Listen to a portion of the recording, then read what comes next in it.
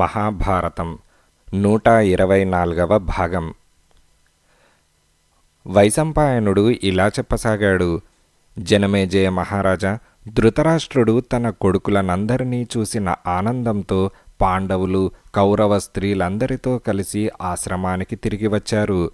అప్పుడు వ్యాస మహర్షి, ఓ ధృతరాష్ట్ర, నువ్వు వేదాంగములు చదివిన వాడివి, మహర్షుల ప్రసంగాలు విని ఎంతో జ్ఞానాన్ని పొందినవాడివి. నీ కుమారులు క్షాత్రధర్మంగా పోరాడి ఉన్నత లోకాలను పొందారు. నువ్విక విచారం మాను. పదే పదే విచారించటం భావ్యం కాదు. వివేకి అయిన వాడు తన దురదృష్టానికి చింతించడు. పాండవులు ఇక్కడికి వచ్చి నెల రోజులైంది. రాజులేని రాజ్యమునకు రక్షణ లేదు. నీకు కూడా ఎంతోమంది శత్రువులున్నారు. అందుచేత యుధిష్ఠిరునికి సోదర సమేతంగా తిరిగి వెళ్ళటానికి అనుమతివ్వు అని వ్యాసుడన్నాడు. వ్యాసుని మాటలు విని ధృతరాష్ట్రుడు ధర్మరాజాదులను పిలిపించి, అజాతశత్రు, మీ అందరికీ నా దీవెనలు. మీ సేవతో నేను సంతృప్తుడనయ్యాను. నాకే విచారములు లేవు. మిమ్మల్ని చూడటం వల్లనే నేనింకా బ్రతికి ఉన్నాను. వ్యాస మహర్షి దయవలన పరలోకములలోని దుర్యోధనాదులను చూడగలిగాను. నీకు రాజధర్మాలన్నీ తెలుసు.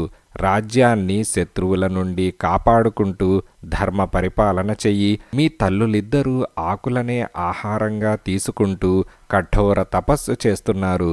మేము కూడా ఎక్కువ కాలం జీవించం. నువ్వు నీ సోదరులు అంతఃపుర స్త్రీలందరితో కలిసి హస్తినకు బయలుదేరు అని ధృతరాష్ట్రుడన్నాడు.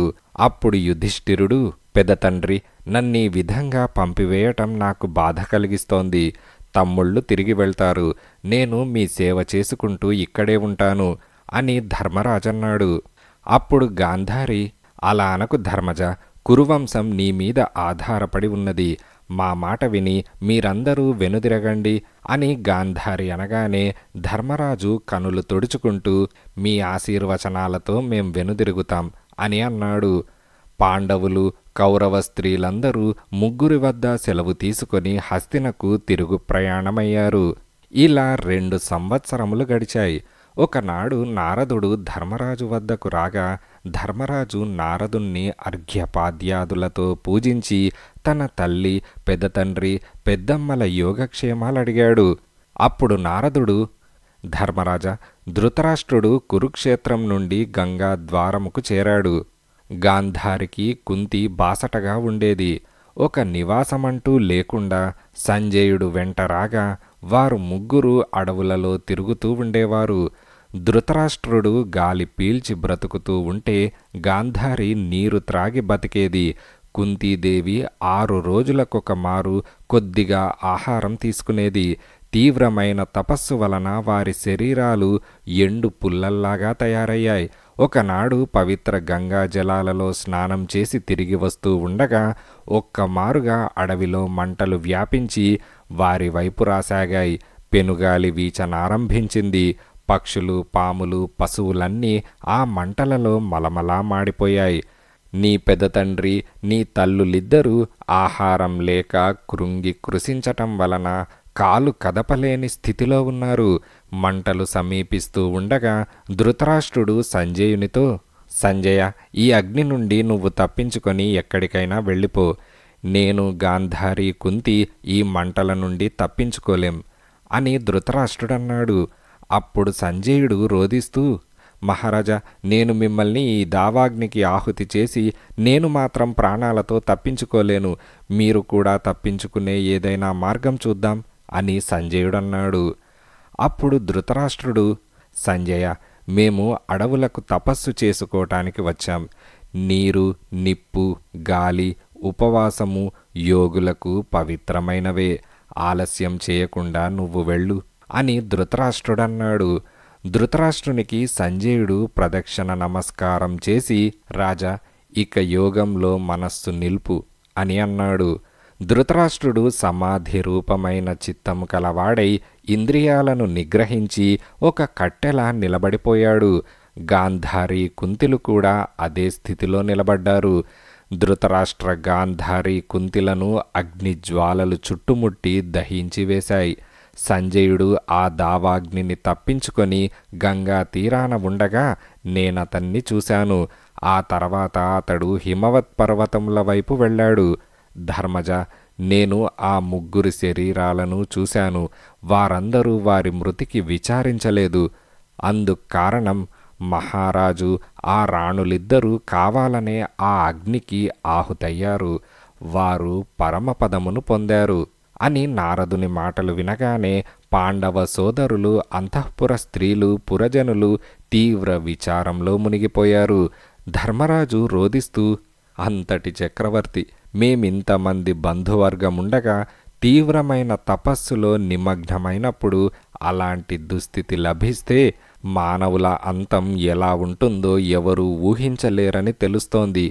10,000 ఏనుగుల బలమున్న చక్రవర్తి, వంది మాగధ స్తోత్రాలతో రోజు ఉదయాన్నే నిద్రలేచే చక్రవర్తి, 100 యోధుల తండ్రి ఇలా అగ్నికి ఆహుతయ్యాడా? నేను కుమారులనందరినీ పోగొట్టుకున్న గాంధారి గురించి విచారించను, కాని ఇంతటి రాజ్య సంపదలను తృణప్రాయంగా విసర్జించి కానలకేగిన మా తల్లి కుంతీదేవి గురించి విచారించకుండా ఉండలేను. ఛీ, ఇది రాచరిక వ్యవస్థకు సిగ్గుచేటు. మేము బ్రతికున్నా చచ్చిన వాళ్ల కిందే లెక్క. అర్జునుని నుండి పొందిన సహకారాన్ని కూడా మరిచి అగ్నిదేవుడు కృతజ్ఞుడై మా తల్లిని ఎలా ఆహుతి కొన్నాడు. చివరి క్షణాల్లో మా తల్లి సహదేవా రక్షించు, సహదేవా రక్షించు అని ఎంతగానో రోదించి ఉంటుంది అని ధర్మరాజు తీవ్ర విచారంతో అన్నాడు.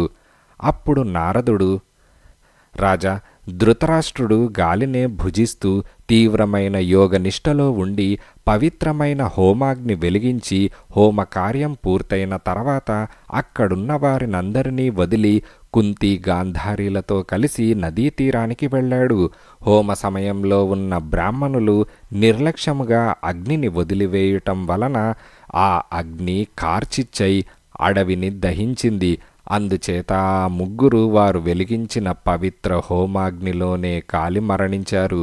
గాంధారి, ధృతరాష్ట్రులు ఉన్నత లోకాలనే పొందారు.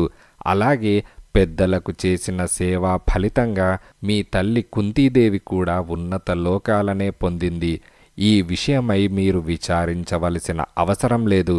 రాజా, నువ్వు నీ సోదరులతో కలిసి పితృకార్యము నిర్వహించి పితృరుణం తీర్చుకో అని నారదుడు చెప్పిన విధంగా యుధిష్ఠిరుడు 12 రోజులు సోదరులతో కలిసి పితృకార్యం నిర్వహించి ఆ ముగ్గురి అస్థికలను గంగానదిలో నిమజ్జనం చేసి పునీతుడయ్యాడు అని వైశంపాయనుడు జనమేజయ మహారాజుకు చెప్పాడు.